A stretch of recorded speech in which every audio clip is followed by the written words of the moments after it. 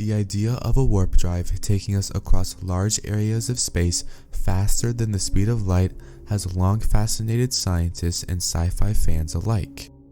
While we're still a very long way from jumping any universal speed limits, that doesn't mean we'll never ride the waves of warped space-time.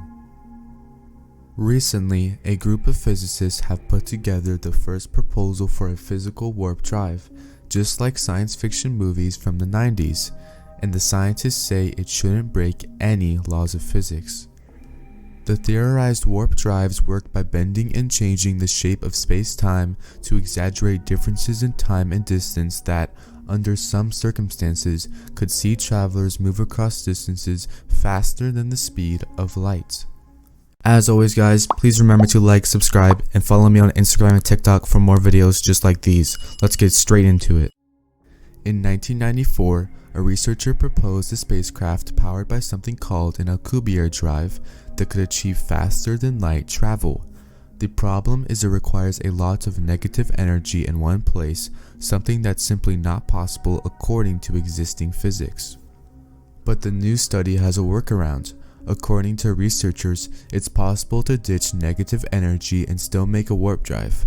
But the warp drive may be a bit slower than we'd like. They created new classes of warp drives that do not require negative energy and, thus, become physical. Why is negative energy such a big deal? The need for negative energy gets around some of the general relativity problems of faster than light travel by allowing for space to expand and contract faster than light while keeping everything within universal speed limits. Unfortunately, it introduces more problems of its own, primarily that the negative energy we'd require exists only in fluctuations on a quantum scale. Until we can figure out a way to scoop up a sun-sized mass of the stuff, this kind of drive just isn't possible. The new research works around this. According to the paper, negative energy wouldn't be required, but a hugely powerful gravitational field would be. The gravity would do the heavy lifting of bending space-time so that the passage of time inside and outside the warp drive machine would be significantly different. However, the amount of mass required to produce a noticeable gravitational effect on space-time would be at least planet size, and there are still plenty of questions to answer.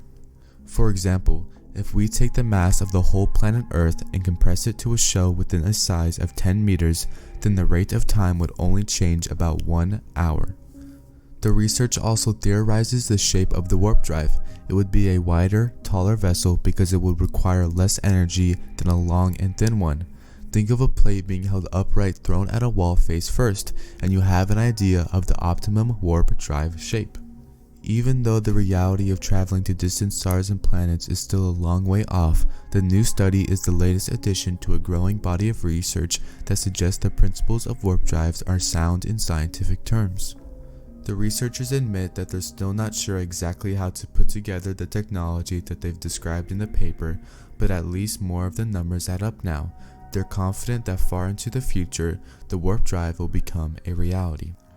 While we still can't break the speed of light, we don't need to in order to become an interstellar species.